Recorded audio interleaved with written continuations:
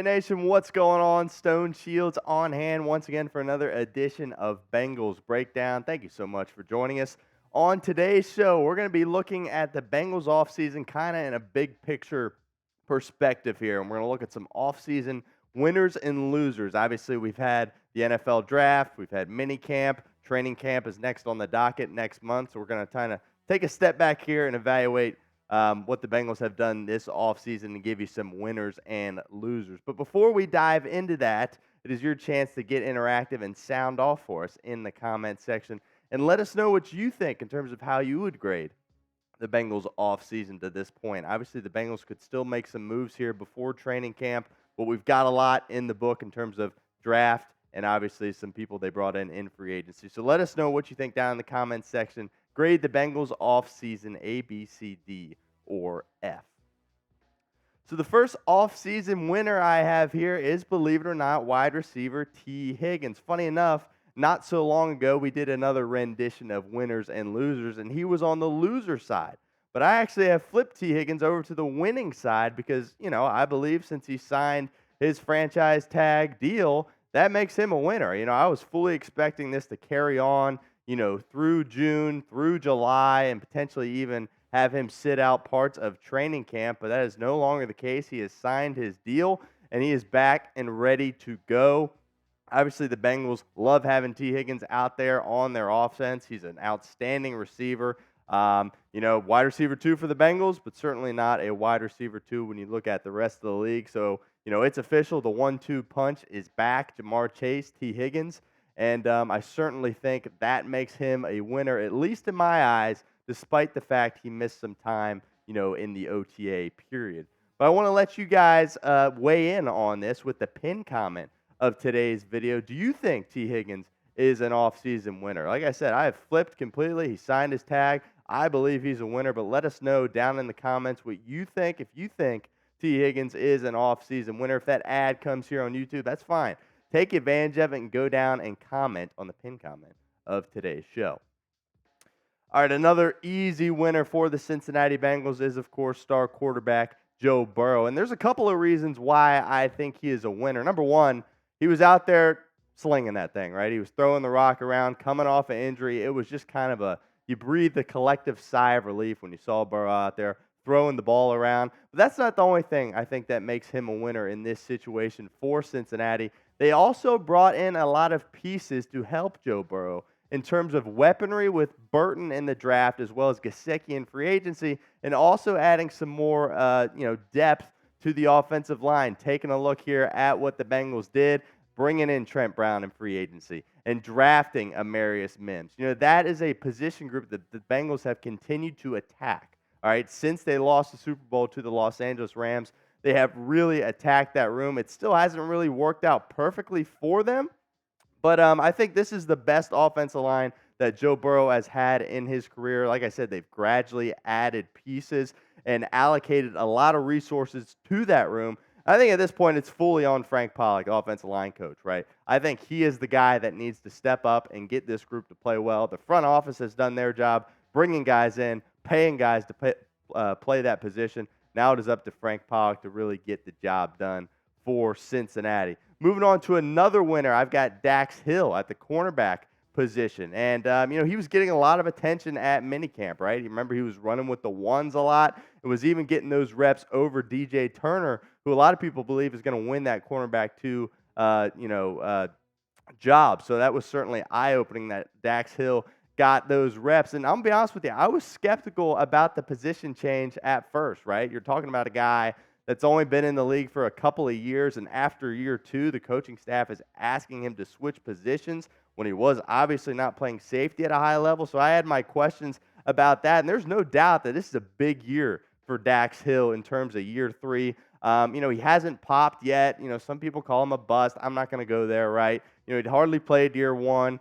Year 2 obviously wasn't his best, but year 3 is going to be a massive year for Dax Hill, and we're going to find out what we have in him as a player. And I think he took too much blame, or he got too much blame for the issues that the Bengals faced at the secondary spot last year in 2023. Look, there was youth across the board, right? And there was communication breakdowns everywhere. And Dax Hill was certainly an issue and a problem in terms of, creating that whole problem with them from a miscommunication standpoint, but he certainly is not the only guy to blame for Cincinnati.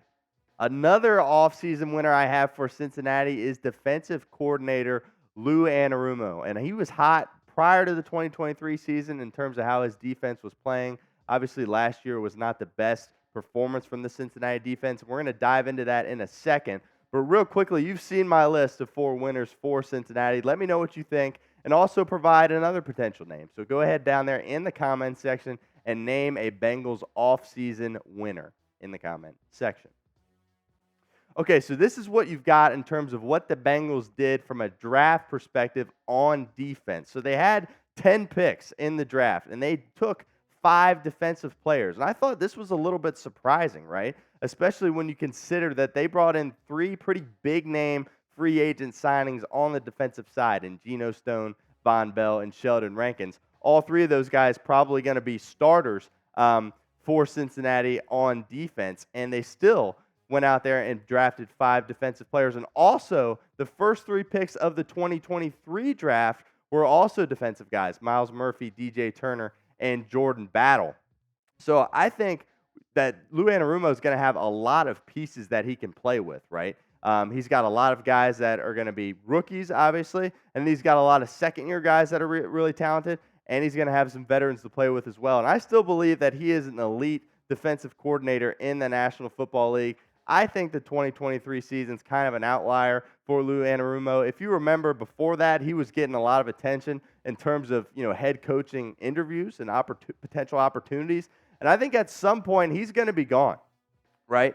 And he will be a head coach in the NFL at some point. And the Bengals are going to have to take advantage of the time that they have with Lou Anarumo. It kind of reminds me of the Tee Higgins situation a little bit, right? Because you're thinking, he's probably not going to be here long term. Let's win now while we have him. I feel the same way with Lou Anarumo because I do believe he is a massive part to this team. Before we hop into some losers here, some offseason losers, want to give a shout out to our friends over at Fanatics and let you guys know that the Amarius Mims jerseys are available now for purchase. Of course, the first rounder that the Bengals selected in the 2024 draft. Got a lot of high hopes for Amarius Mims. And get you some Amarius Mims swag. Get you a jersey, help welcome him into the fine city of Cincinnati. And that link will be in the comments and the description of today's show, so make sure you get your Amarius Mims rookie jerseys. All right, so now we got to talk about some losers, right? And for the record, I don't love doing this, right? It feels a little harsh, but, it's part of the gig. Got to do what you got to do. And first off here, we got Jackson Carman, right? And, things haven't worked out for Jackson Carman in Cincinnati, and that's okay, right? A lot of times you draft a guy, they're mostly misses instead of hits, right? And, maybe he makes the team, maybe he doesn't. I'd certainly, consider him to be a potential cut candidate for Cincinnati. And, if he does make the team, then he's just a couple injuries away from getting an opportunity and kind of getting his career back on the tracks. Obviously, he has, some pressure with, growing up in the Cincinnati area, playing for your hometown team. There's certainly some pressure that comes with that, and they were bouncing him around, trying to make him play a little bit of guard at first when, really he's more of a tackle. So he certainly has had some challenging things put in front of him, and for whatever reason, it hasn't worked out to this point, so I have him as one of the offseason losers for Cincinnati.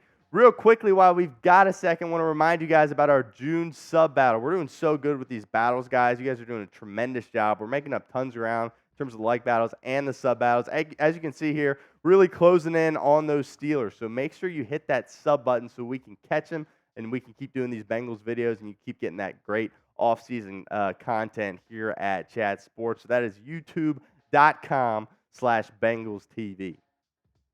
All right, another loser I've got here is Charlie Jones. And look, the thumb injury last year, he caused him to miss some time, so that obviously was unfortunate for him and pretty much out of his control in that regard. But it feels like the team is leaning towards Iosivas more than Charlie Jones, despite the fact that Charlie Jones was taken in the 4th round and Andre Iosivas was taken in the 6th round. For the record, I really like what he can do from a punt return perspective. When I look at the outlook of his, future career in Cincinnati, I think he could really be like a Braxton Berrios type of guy for the Bengals and, really be effective in the punt return game. But, you saw him go out in the draft and bring another receiver in terms of bringing Jermaine Burton in. So I don't think the team has a ton of trust and confidence in him at the receiver position. That's why I have him on my losers list. One more loser for you guys here is Brad Robbins, who, of course, is the punter for Cincinnati. Now, I got to be careful here, all right, because my boss is actually in the studio right now. And God forbid you talk about kickers and punters in front of Tom Downey. He's going to have a cow. But I think it's really important to talk about the punting situation in Cincinnati because, look, if your team goes out there, like at the end of the day, we're all fans, right? And when your team goes out there and they go 3 and out or they're forced to punt the football, you're already ticked off, right? And you're already, fed up, a little sad, whatever the case may be. And then if your punter goes out there and hits one off the side of his toe and shanks it out of bounds, or maybe it's, an easy situation to pin the other team inside the 20 and he just blasts it through the end zone. We saw that a lot with Brad Robbins. Taking a look at some of his numbers here, they don't jump out at you as, oh my God, this guy's awful. But you just remember if you were watching the games time after time again, the Bengals would be sending their punt team out, and it's like, oh, goodness, here comes Brad Robbins, and he's going to, just not put us in a good spot and put our defense in a really bad spot. So I know that was a little harsh on Robbins, but, I've got him as a loser for the Bengals and, a competition that not a lot of people are talking about, granted, because it is the punting competition. I think Austin McNamara is really going to give Robbins a run for his money in training camp. And super excited to see, how that shakes out. Once again, your chance to get interactive down in the comments. Go ahead and let us know who you think is a Bengals offseason loser. We gave you 3 just now. Let us know if you agree or if you got some other guys you would like to offer up. Once again, that's go ahead down in the comments section and name a Bengals offseason loser. And we didn't forget, on Monday we said that whoever commented the most on Monday's video, we would give them a shout out here. And it's time to do just that. So I want to give a shout out to our good friend Bo Anders for commenting on the most on Monday's video. Bo, we appreciate you being a loyal viewer of Bengals Breakdown at Chat Sports. Thanks for leading us in comments on Monday and Who Day, baby.